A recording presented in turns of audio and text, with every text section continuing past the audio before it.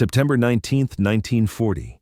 Corner of Wojska Polskiego and Sieleka Streets, Warsaw, Poland. Witold Pilecki stood in the early morning darkness, watching German soldiers set up a street blockade 200 yards ahead. Around him, other Poles on the street noticed the activity and began quickly dispersing, disappearing into side streets and buildings. Everyone in occupied Warsaw knew what street blockades meant. Łapanka, the German term for random roundups where civilians were seized and sent to labor camps or executed as reprisals for resistance activities. The smart thing, the sane thing, was to leave immediately, to turn around, walk away, find shelter before the Germans closed the net. Pilecki's companions, members of the Polish underground resistance who had accompanied him to this intersection, whispered urgently that they needed to move, needed to get out before the Germans sealed the area. But Pilecki stood still, watching the Germans with the calm assessment of a cavalry officer evaluating terrain before a charge. He was 39 years old, a veteran of Poland's 1920 war against Soviet Russia, a landowner and reserve cavalry captain who had fought in Poland's desperate 1939 defense against German invasion. For a year since Poland's defeat, he had been organizing resistance cells in Warsaw, recruiting members, gathering intelligence, conducting small operations against the German occupation. Now, he was about to undertake the most audacious intelligence operation of World War II, an operation so dangerous, so seemingly suicidal, that when he first proposed it to his resistance superiors, they thought he was insane. Witold Pilecki was going to allow himself to be captured by the Germans.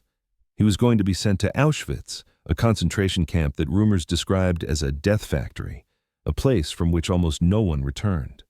He was going to infiltrate the camp, organize resistance inside it, gather intelligence on what the Germans were doing there, and somehow get that intelligence out to the outside world and the Allies. And if possible, he was going to organize a mass breakout that would liberate thousands of prisoners and deal a stunning blow to German prestige and security. His companions didn't know this was his plan. He had told them only that he needed to be at this intersection this morning, that he had intelligence work to conduct.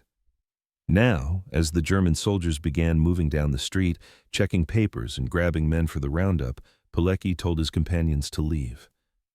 "Go now," he said quietly. "This doesn't concern you." One of them, Eleonora Ostrowska, understood immediately what Pilecki intended. "You're mad," she whispered. "This is suicide." Pilecki smiled slightly. "No, this is necessary. Someone has to know what they're doing in that camp. Someone has to organize resistance inside, and someone has to tell the world. Let someone else volunteer. You're too valuable to the resistance here." "There is no one else," Pilecki said. "And there's no time to find anyone. The Germans are expanding Auschwitz, bringing in more prisoners. If we're going to have someone inside organizing resistance, it has to be now, before the camp becomes so large and brutal that organization becomes impossible." The German soldiers were now 3 blocks away, working methodically down the street, checking every person. Pilecki's companions fled, leaving him standing alone on the corner, waiting calmly as the Germans approached. When the soldiers reached him, they demanded his papers. Pilecki produced forged identity documents in the name of Tomasz Sarafansky, a fabricated identity the resistance had created for him. The documents were good, could have passed inspection under normal circumstances. But the Germans weren't carefully checking papers this morning. They were simply grabbing able-bodied men for labor. A German sergeant looked at Pilecki, saw a fit man of military age, and grabbed his arm. "You're coming with us." Pilecki didn't resist. He allowed himself to be pushed into a line of other arrested men, watched as the group grew to several dozen, then over 100. The captured men were marched to a collection point, loaded onto trucks, and transported to a temporary detention facility in a Warsaw cavalry barracks that the Germans had converted to a processing center. Over the next 2 days, Pilecki and approximately 2,000 other arrested men were held in brutal conditions. Minimal food, no sanitation, random beatings to establish German dominance. Pilecki observed everything, memorized faces of prisoners who seemed like potential resistance recruits, noted German procedures and security measures. On September 21st, the prisoners were loaded onto trains. The Germans didn't tell them where they were going. Rumors spread through the packed cattle cars. Some thought they were being sent to labor camps in Germany. Others feared immediate execution. The train journey lasted through the night and into the next day. On September 22, 1940, the train arrived at a station platform where a sign read, Auschwitz. German guards, some wearing SS uniforms, others in standard Wehrmacht gray, screamed orders in German while prisoners who spoke the language tried to translate for those who didn't. The atmosphere was one of controlled chaos designed to disorient and terrify. The prisoners were marched to the camp entrance. Above the gate, a sign read, Arbeit macht frei, work makes you free. It was a lie, though the arriving prisoners didn't yet know how complete a lie it was. Witold Pilecki, using the false name Tomasz Serafiński, was processed into Auschwitz concentration camp as prisoner number 4859. He had successfully infiltrated the camp. Now came the difficult part, surviving long enough to organize resistance, gathering intelligence on what the Germans were doing, and finding a way to communicate that intelligence to the outside world. This is the story of what Pilecki accomplished over the next 947 days inside Auschwitz. The story of how he built a resistance organization inside a death camp, how he documented the Holocaust as it was happening, how he tried to warn the world about the systematic extermination of millions, and how his warnings were dismissed as exaggeration. This is also the story of betrayal, how after surviving Auschwitz and fighting in the Warsaw Uprising, Pilecki was arrested by the communist regime that occupied Poland after the war, was tortured and executed on fabricated charges, and had his heroism suppressed for decades because he was inconvenient to the new totalitarian masters of Poland. This is the story of Witold Pilecki, the man who volunteered for Auschwitz, who documented the Holocaust from inside, who tried to organize liberation of the camp, and who was murdered by the system he had tried to save. A man who fought against two totalitarian systems, Nazi Germany and Soviet communism, and was destroyed by both. A man whose courage was so extraordinary, whose sacrifice was so complete, that for decades after his death, people couldn't believe his story was real, thought it must be legend or exaggeration. But every detail has been verified. Witold Pilecki really did volunteer to enter Auschwitz. He really did organize resistance inside the camp. He really did document the Holocaust as it was happening, and he really was executed by the communist regime for the crime of being a hero who refused to submit to totalitarianism. To understand what Pilecki accomplished, we need to understand who he was before Auschwitz, what motivated him to undertake this mission, and what Auschwitz was in September 1940 when he entered. Witold Pilecki was born on May 13, 1901, in Oleniec, Russia, where his family had been deported during Tsarist Russia's suppression of Polish nationalism. His family returned to Poland after World War I, when Poland regained independence after 123 years of partition between Russia, Prussia, and Austria. Pilecki grew up in the atmosphere of Polish nationalism and independence movements. His family had been part of the Polish gentry, not wealthy aristocrats but educated landowners who formed the backbone of Polish society and culture. Pilecki was raised with strong Catholic faith, deep Polish patriotism, and a sense of duty to serve his country. In 1918, at age 17, Pilecki joined the Polish underground forces fighting for Polish independence during the chaos of World War I's end. In 1920, when Soviet Russia invaded Poland, attempting to spread communist revolution westward, Pilecki fought in the Polish-Soviet War as a cavalry officer. Poland's victory in that war, particularly the Battle of Warsaw in August 1920, where Polish forces defeated the Red Army, was formative for Pilecki's generation of Poles. It proved that Poland could defend itself and that communism could be defeated. After the war, Pilecki settled into civilian life. He managed his family's estate, married, started a family, remained active in cavalry reserve forces, and participated in civic organizations. He was a patriot, but not a professional soldier, a citizen who served when needed but preferred peaceful farming life when possible.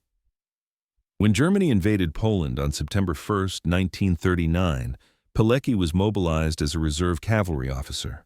He fought in the Polish army's desperate but hopeless defense against German forces that were overwhelming in numbers, equipment, and air support.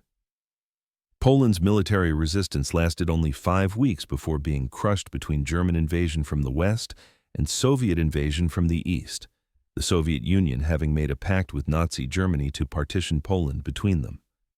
Pilecki's unit was disbanded after Poland's defeat, but he refused to accept occupation.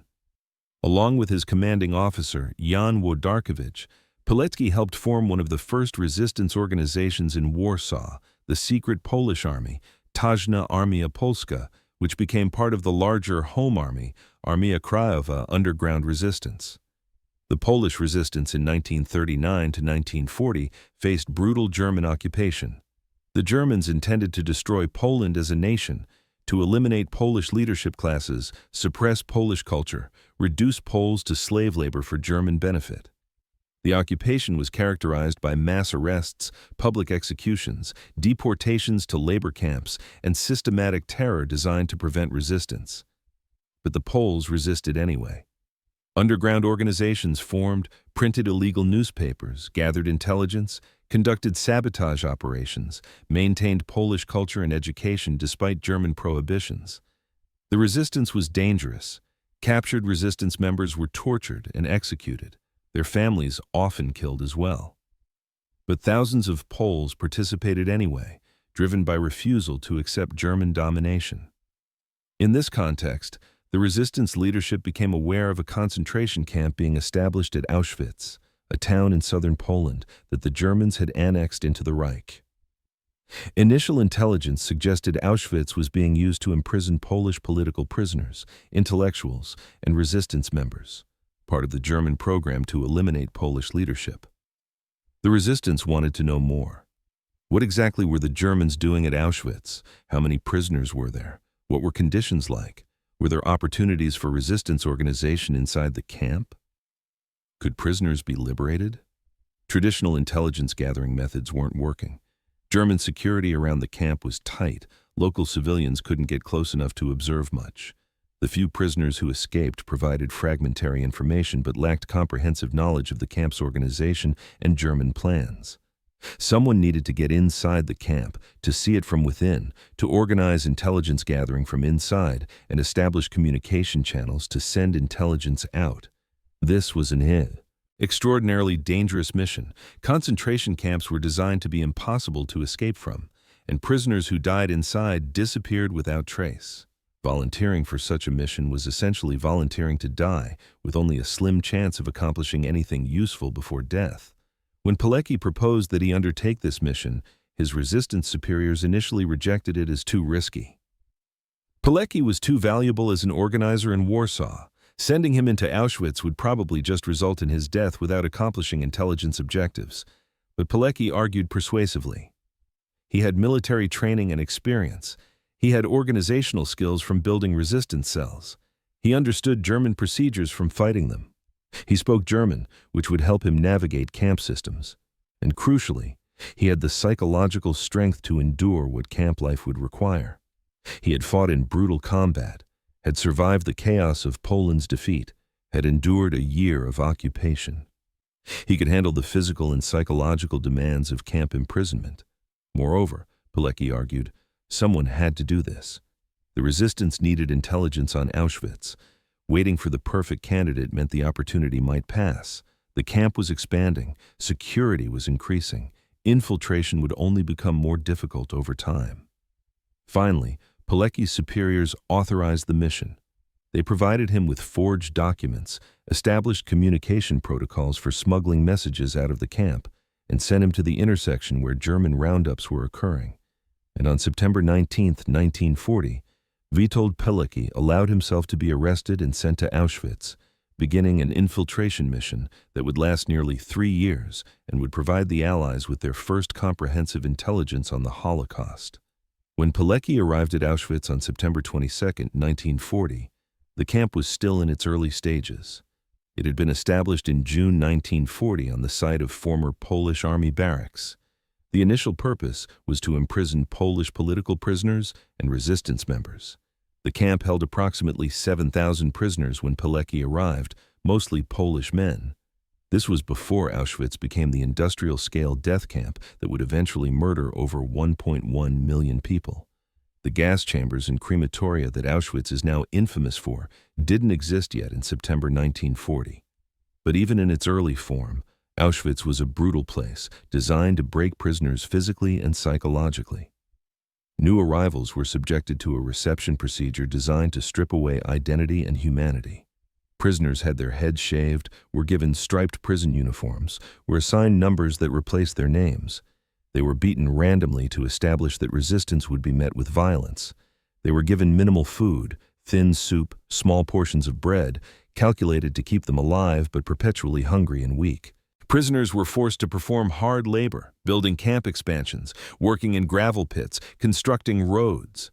The work was intentionally exhausting, performed with inadequate tools, under supervision of guards who beat prisoners who worked too slowly or made mistakes. Prisoners who collapsed from exhaustion or illness were shot or sent to the camp hospital, which was effectively a death sentence. Sick prisoners were considered useless and were killed. The psychological environment was as brutal as the physical. Guards encouraged prisoners to inform on each other. Some prisoners were designated as capos, prisoner functionaries who supervised work details and had authority to beat other prisoners. The capo system created a hierarchy of abuse where prisoners victimized other prisoners, destroying solidarity and making resistance organization difficult. Random violence was constant. Guards would beat prisoners for no apparent reason, would shoot prisoners for invented infractions, would conduct selections where the weakest prisoners were killed to keep the camp population at desired levels. The message was clear. Prisoners had no rights, their lives were worthless, survival depended on the whim of guards who answered to no law. Into this environment, Witold Pilecki entered with a mission that seemed impossible: to maintain his own sanity and humanity, to identify and recruit other prisoners into resistance organization, to gather intelligence on camp operations, and to establish communication with the outside world. Pilecki's first weeks in Auschwitz were simply about survival. The physical conditions were worse than anything he had experienced in combat. The constant hunger, the exhausting labor, the random violence, the psychological pressure of living among thousands of men who were starving, diseased, and dying. This broke many prisoners quickly. Suicides were common. Prisoners who gave up and stopped trying to survive were called Muslims by other prisoners, a crude term for those who had lost the will to live and would die within days. Pilecki couldn't allow himself to become a Muslim. He forced himself to eat whatever food was available, no matter how disgusting. He found ways to supplement his rations, stealing scraps, trading items, forming relationships with prisoners who had access to extra food. He volunteered for work details that, while dangerous, provided opportunities for extra rations or slightly better conditions. Most importantly, Pilecki began identifying other prisoners who had military backgrounds, who showed resilience, who seemed like potential resistance recruits. He was cautious. Anyone could be an informer, and recruiting the wrong person could mean death. But slowly, carefully, Pilecki began making contact with prisoners he judged trustworthy. His first recruit was a fellow Polish cavalry officer, Cavalry Captain Jerzy Dewerion, who had been imprisoned in Auschwitz before Pilecki arrived. Dewerion was surviving by working in the camp's clothing warehouse, a relatively privileged position that provided access to warmer clothes and occasionally extra food. Pilecki and Dewerion recognized each other as men who shared military background and Polish patriotism. They began cautiously discussing whether resistance organization was possible in the camp. The challenge was enormous. The Germans had designed Auschwitz to prevent exactly this kind of organization. Prisoners were constantly moved between barracks to prevent formation of stable groups. Work details changed regularly. Communication between sections of the camp was restricted. The capo system meant that any attempt to organize could be betrayed by fellow prisoners seeking favor with guards. But Pilecki understood organizational principles from his resistance work in Warsaw. He began applying them in Auschwitz, adapted to camp conditions. Rather than trying to create a single unified resistance organization that would be vulnerable to discovery, Pilecki created a cellular network. He recruited individual prisoners into cells of 3 to 5 members. Each cell knew only its own members and Pilecki. If one cell was discovered, it couldn't compromise the others. The cells had specific functions. Some gathered intelligence, observing German procedures, noting arrivals of new prisoner transports, documenting who died and how. Others focused on survival, stealing food and medicine, arranging better work assignments for members, providing mutual support. Still others prepared for possible armed uprising, smuggling tools that could be used as weapons, mapping camp layout, identifying key targets. Pilecki established himself as the organization's center, the only person who knew all the cells and could coordinate between them. This was risky. If Pilecki was killed or identified as an organizer, the entire network could collapse. But it was necessary for coordination, and Pilecki accepted the risk. Over the first 6 months in Auschwitz, Pilecki recruited approximately 100 prisoners into his resistance network.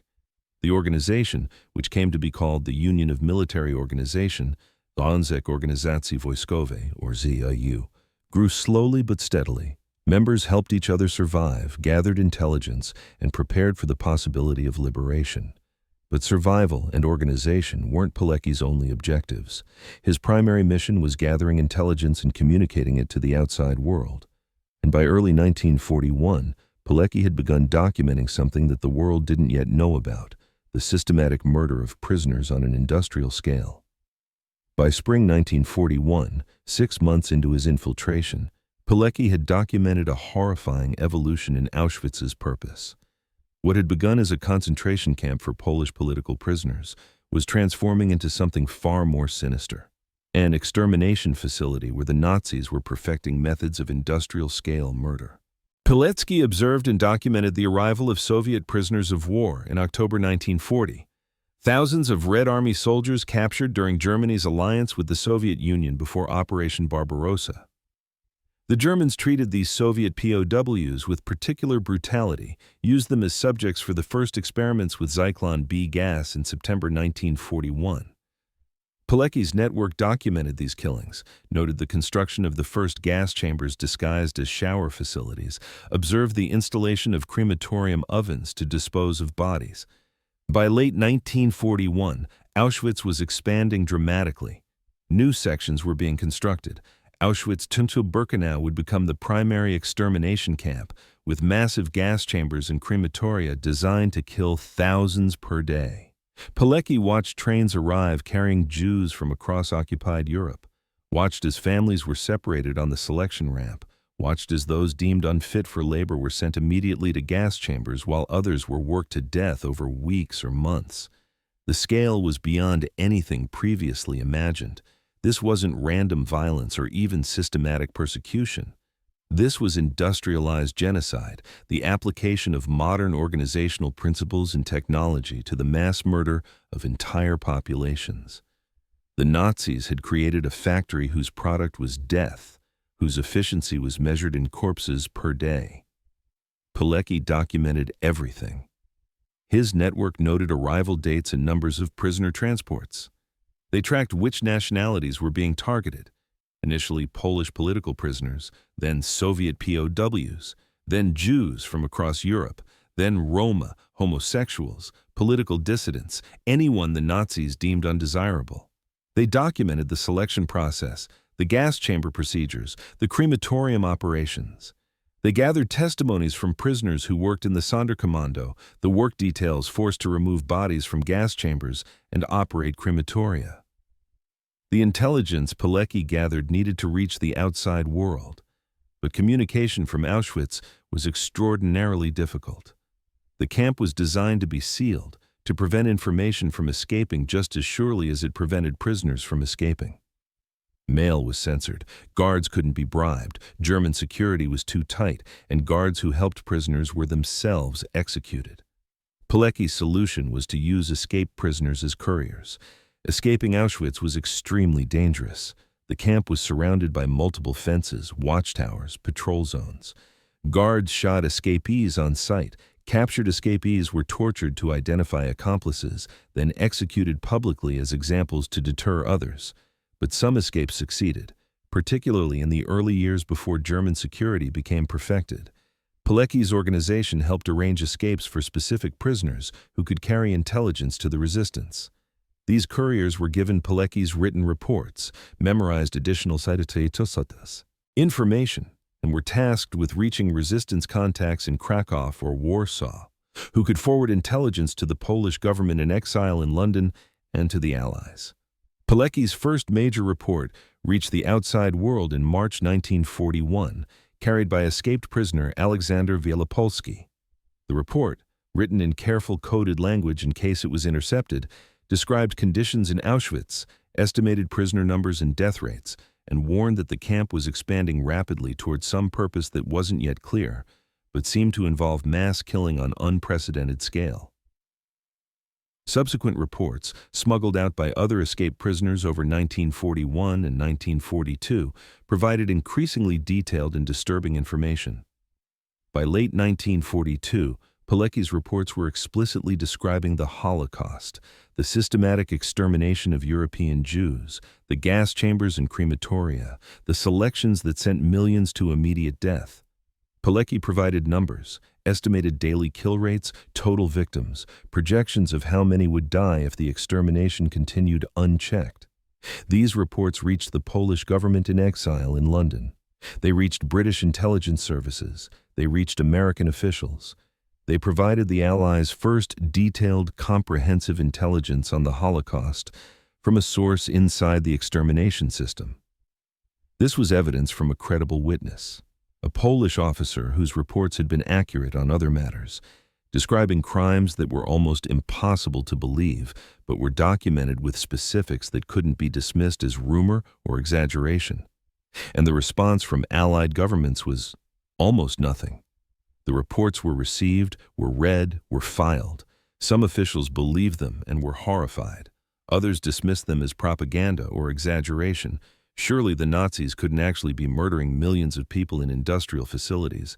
That was too monstrous to be real.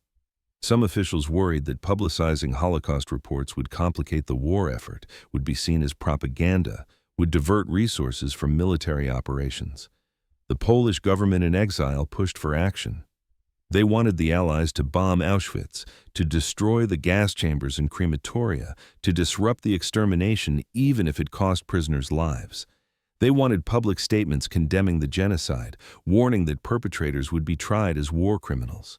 They wanted the BBC and other Allied radio broadcasts to warn European Jews about what awaited them if they boarded deportation trains, to encourage resistance and escape. Some of these actions were eventually taken. Public statements were made. Perpetrators were warned about war crimes trials. Some information was broadcast, but bombing of Auschwitz never occurred, despite repeated requests and despite Allied aircraft flying missions near the camp in 1944. The official explanation was that diverting bombers from military targets would prolong the war, and that the best way to help camp prisoners was to win the war quickly. For Pilecki, surviving inside Auschwitz while trying to get the world to act, the Allied inaction, was devastating. He was documenting genocide in real time, was risking his life and the lives of his network to gather intelligence, and the world wasn't responding. Thousands died daily in the gas chambers while Allied governments debated whether the reports were credible, whether action would be worthwhile, whether other priorities were more important. Pilecki's response was to intensify his efforts. If reports alone wouldn't spur action, perhaps he could organize something more dramatic, a mass prisoner uprising that would liberate the camp, that would provide undeniable evidence of Nazi crimes, that would force Allied response. By late 1942, Pilecki's resistance organization in Auschwitz numbered approximately 1,000 members, organized in multiple cells. They had smuggled in or manufactured crude weapons, knives, clubs, a few pistols obtained from bribed guards. They had made detailed plans for an uprising, which guard posts to attack first, how to seize weapons from armories, which prisoners to release first to maximize combat effectiveness. The plan was audacious. Pilecki's forces would seize control of sections of the camp, would free prisoners and arm them with captured weapons, would kill German guards and staff, and would hold the camp long enough for Polish resistance fighters to arrive from outside and for Allied aircraft to provide support. The operation would be coordinated with Polish resistance forces in the region and would be timed to coincide with Soviet military advances. By late 1942, Soviet forces were pushing German armies back on the Eastern Front, and there was hope that Soviet forces might reach southern Poland within months. But the plan required external support. The Polish resistance outside couldn't attack Auschwitz alone. German security forces in the region were too strong. Allied air support was essential, both to prevent German reinforcements from reaching the camp and to provide cover for evacuation of freed prisoners. Pilecki sent urgent reports through his courier network, pleading for the promised external support, explaining that his organization was ready to act but needed coordinated assistance. The responses were discouraging. The Polish government in exile supported the plan, but couldn't commit to specific assistance without Allied support.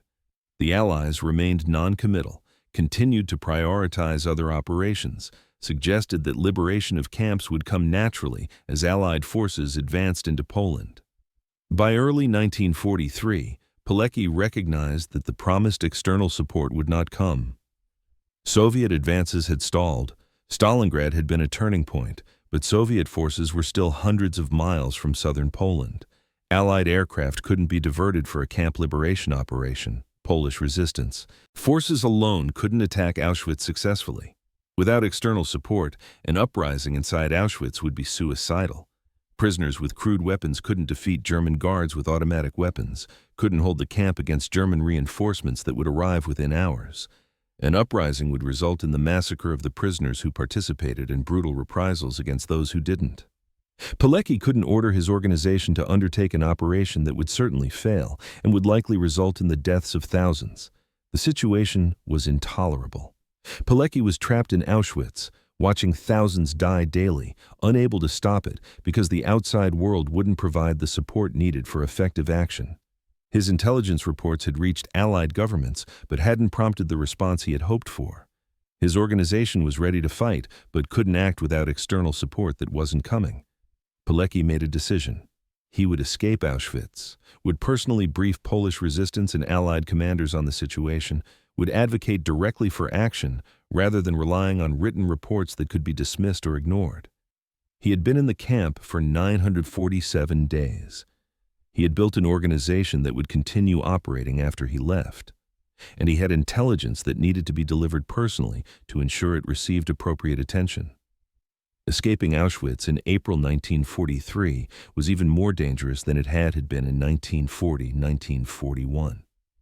German security had been progressively tightened in response to earlier escapes. The perimeter was more heavily guarded. Patrols were more frequent. Punishment for escape attempts was more severe. But Pilecki had been planning his own escape for months, waiting for the right opportunity. The opportunity came in April 1943. Pilecki was assigned to a work detail at a bakery outside the main camp perimeter. The bakery detail involved less supervision than most work assignments because it was inside a building rather than in open areas where guards could easily watch. Pilecki had cultivated relationships with other prisoners on the bakery detail and had identified two who were willing to escape with him, John Redzai and Edward Cieszewski. On the night of April 26, 1943, Pilecki and his two companions overpowered a guard at the bakery, stole his keys and bolt cutters, and cut through the perimeter wire during a gap between patrol passes. They had perhaps 10 minutes before the alarm would be raised, 10 minutes to get as far from the camp as possible before searchlights and dogs began pursuing them. They ran through darkness, using terrain they had memorized from observing the area during work details. They reached the Soa River, crossed it despite the freezing water, and continued into forests that would make tracking with dogs more difficult. Behind them, sirens wailed as the alarm was raised. Searchlights swept the area, guards mobilized for pursuit. But Pilecki and his companions had planned carefully. They had stolen civilian clothing from the bakery. They knew which direction to run to reach Polish resistance contacts. And they had a crucial advantage. Pilecki's resistance organization inside Auschwitz began creating diversions to confuse German search efforts, false sightings that sent German patrols in wrong directions. After 3 days of moving through backcountry, avoiding German patrols, sleeping rough in forests, Pilecki and his companions reached a Polish resistance safehouse near Bochnia. From there, Pilecki was transported to Warsaw to brief Polish Home Army commanders on the situation at Auschwitz. Pilecki's oral briefing to resistance commanders, supplemented by a detailed written report he completed in August 1943, provided comprehensive intelligence on Auschwitz that he had gathered over nearly 3 years inside the camp. The report, known as Witold's report, was over 100 pages long and included detailed descriptions of camp layout, guard procedures, and security systems. Documentation of the extermination process, including gas chambers and crematoria operations. Estimates of prisoner numbers and death tolls. By August 1943, Pilecki estimated over 1.5 million had been killed at Auschwitz. Information on which prisoner nationalities were being targeted and the selection procedures. Details about his resistance organization inside the camp and their readiness for uprising. Specific recommendations for Allied action, including bombing of gas chambers and coordination with internal resistance for liberation operation. The report was translated into English and transmitted to the Polish government in exile in London, which forwarded it to British and American intelligence services. It was one of the most detailed eyewitness accounts of the Holocaust available to the Allies by late 1943. Again, the response was insufficient. Allied governments acknowledged the report, expressed horror at the atrocities described, but took limited concrete action. Some officials continued to doubt the scale of killing described. Surely the numbers must be exaggerated. Surely industrial-scale murder on this level was impossible. Others accepted the reports as accurate, but maintained that winning the war quickly was the best way to help camp prisoners, and that diverting resources to specific camp liberation operations would be counterproductive. Pilecki was frustrated and bitter. He had volunteered for Auschwitz, had survived almost 3 years documenting genocide, had escaped specifically to brief Allied commanders personally, and still the response was inadequate. Thousands continued dying daily while bureaucrats debated credibility and resource allocation. But Pilecki couldn't focus solely on Allied inaction. He was needed for the ongoing resistance struggle in Poland. After delivering his report and briefing, Pilecki returned to resistance operations. He participated in the Warsaw Uprising of August-October 1944, when Polish Home Army forces attempted to liberate Warsaw before Soviet forces arrived, hoping to establish Polish sovereignty before Soviet occupation. The Warsaw Uprising was a disaster. Anticipated Allied support didn't materialize. Soviet forces, which had reached the outskirts of Warsaw, deliberately halted their advance and waited while German forces destroyed the Polish resistance and the city itself. After 63 days of brutal fighting, with no resupply or reinforcement, the Polish Home Army was forced to surrender. Over 150,000 Polish civilians died. The city was systematically destroyed by German forces as punishment. Pilecki survived the uprising and went into hiding in occupied Poland. When Soviet forces finally occupied Poland in early 1945, driving out German forces, Pilecki initially hoped this meant liberation. But he quickly realized that Poland had simply exchanged one totalitarian occupation for another. The Soviet Union imposed a communist government on Poland, backed by Soviet military force, and began arresting members of the Polish Home Army who had fought against German occupation. The Soviets viewed the Polish Home Army as enemies. These were Polish patriots who wanted independent democratic Poland, not a Soviet satellite state. Many Home Army members had fought against Soviet invasion in 1939, had opposed communist ideology, were loyal to the Polish government in exile in London rather than to the Soviet-imposed regime. From the Soviet perspective, these men were counter-revolutionaries who needed to be eliminated. Pilecki was exactly the kind of person the Soviet-imposed regime feared, a Polish officer with strong anti-communist credentials, a resistance hero whose loyalty was to Polish independence rather than to Soviet interests, someone whose moral authority could challenge the legitimacy of communist rule. Despite warnings from friends to flee Poland while possible, Pilecki remained. He believed he had a duty to continue intelligence work, now documenting Soviet crimes in Poland and reporting them to the Polish government in exile. He joined underground organizations opposing communist rule, gathered intelligence on Soviet military deployments and Polish communist security services, and worked to maintain the spirit of Polish resistance that had survived German occupation. In May 1947, Pilecki was arrested by the Polish Communist Secret Police, the UB.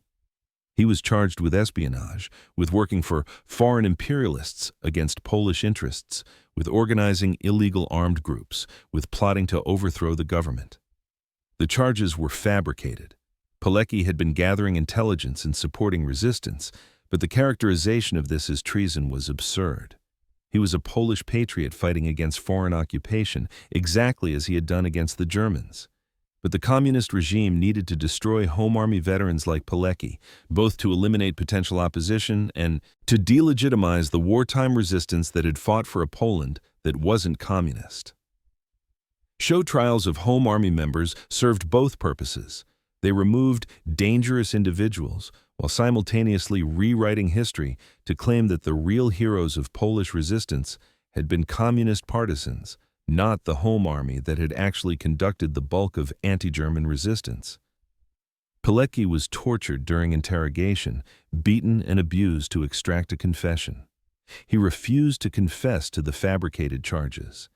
His interrogators focused particularly on his Auschwitz mission, trying to force him to admit that his reports had been exaggerated, that he had worked for Western intelligence services against Soviet interests, that his resistance organization had been a tool of imperialist conspiracies. Pilecki denied these characterizations. His Auschwitz mission had been undertaken for Poland, to document Nazi crimes and to organize resistance. His reports had understated rather than exaggerated the horrors. The true scale of the Holocaust exceeded even his estimates, and his post-war intelligence work was motivated by the same patriotism that had driven his entire life, the belief that Poland deserved independence, not domination by foreign powers, whether German or Soviet.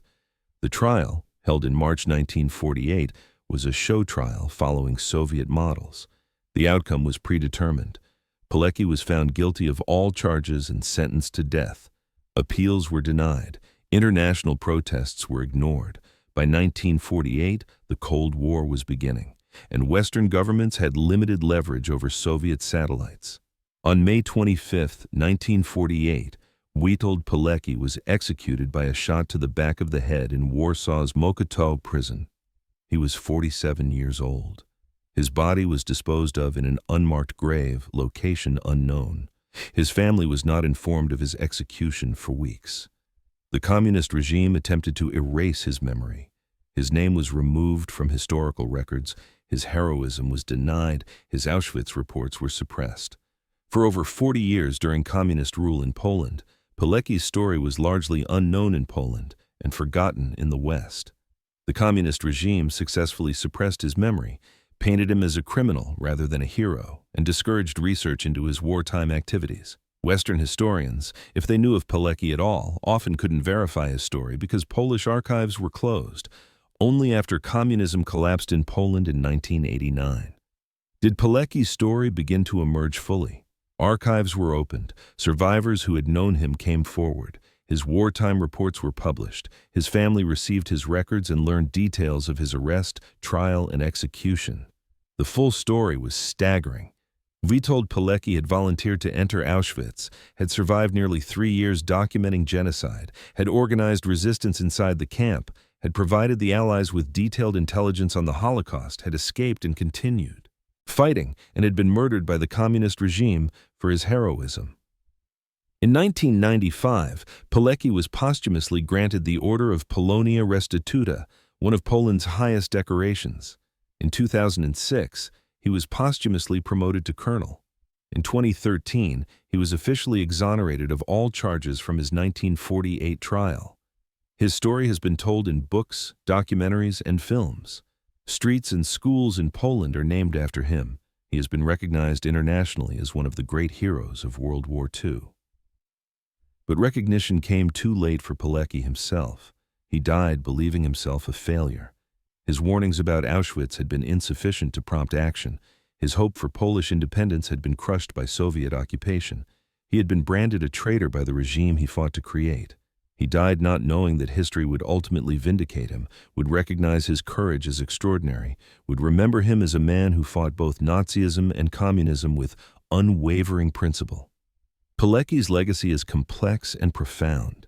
His Auschwitz reports were the first detailed documentation of the Holocaust from inside the extermination system. They provided evidence that would be used at Nuremberg trials and that influenced international understanding of Nazi crimes. But they also stand as an indictment of Allied inaction. Pilecki had provided timely, accurate intelligence about genocide in progress, and that intelligence was largely ignored while millions died. His resistance organization inside Auschwitz demonstrated that human agency and dignity could survive even in the most dehumanizing conditions. The Nazis had designed Auschwitz to destroy everything human about prisoners, to reduce them to broken animals focused only on survival. Pilecki proved that even there, organization and resistance were possible, that some men would fight back rather than submit regardless of cost. His post-war fate, executed by the communist regime for the crime of heroism, illustrates the nature of totalitarian systems. Both Nazism and communism were threatened by men like Pilecki precisely because he embodied principles they couldn't tolerate. Individual conscience above state authority, truth above propaganda, moral courage above political expedience. For modern readers, Pilecki's story raises uncomfortable questions. What would we do in his circumstances? Would we volunteer for Auschwitz, knowing we probably wouldn't survive, for the chance to gather intelligence that might not be acted upon? Would we continue fighting after liberation revealed itself as new occupation? Would we maintain our principles when doing so meant death? Most of us would like to believe we would be as brave as Pilecki. The reality is that very few humans in history have demonstrated his level of moral courage. He volunteered for certain suffering and probable death. He endured almost 3 years in Auschwitz while maintaining his mission focus and organizing resistance. He escaped and continued fighting despite exhaustion and trauma. He opposed communism despite knowing it would cost him his life. At each decision point, Pilecki chose the harder path, the principled path, the path that served Poland and humanity rather than his personal survival. This kind of sustained moral courage is almost superhuman, which is why for decades some historians doubted whether his story could possibly be true. But it was true, all of it, verified by documentation and survivor testimony. Witold Pilecki really did volunteer for Auschwitz. He really did organize resistance inside the camp. He really did document the Holocaust as it happened. He really did escape and continue fighting. And he really was executed by the communist regime that occupied Poland after the war. His last message to his wife, smuggled out of prison before his execution, read simply, "I tried to live my life in a manner so that in my last hour I would not be afraid. I find it is ending in a manner that I would never have expected." He had expected to die fighting Germans, or perhaps to die in Auschwitz, to die at the hands of a communist regime, branded as a traitor to the Poland he had spent his life trying to save, was a betrayal almost beyond comprehension. Yet he faced even this with the dignity and courage that had characterized his entire life. Today, Pilecki is recognized as he deserves, as one of the greatest heroes of World War II, a man whose courage was so extraordinary that it seemed like fiction, but was verified fact. His voluntary infiltration of Auschwitz remains one of the most audacious intelligence operations in military history. His documentation of the Holocaust provided evidence of genocide that the world desperately needed. His resistance inside the camp proved that human dignity could survive even in hell. And his post-war execution by communists serves as a reminder that totalitarianism, whether Nazi or communist, ultimately fears and destroys the same thing: the individual of conscience who refuses to submit, who maintains moral principles regardless of cost, who will not be broken by torture or threats or death itself. Witold Pilecki was that individual. A cavalry officer who became a hero not through dramatic battlefield victories, but through sustained moral courage over years of suffering. A man who volunteered for Auschwitz and survived to document the Holocaust. a patriot who fought two totalitarian systems and was murdered by the second after surviving the first. A hero whose story was suppressed for decades, but whose courage ultimately could not be erased. The man who volunteered for Auschwitz did so knowing he probably wouldn't return. That he survived nearly 3 years, that he accomplished his mission of documenting genocide, that he escaped and continued fighting. These are almost miraculous. That he was executed by the regime he fought to create is tragic beyond words.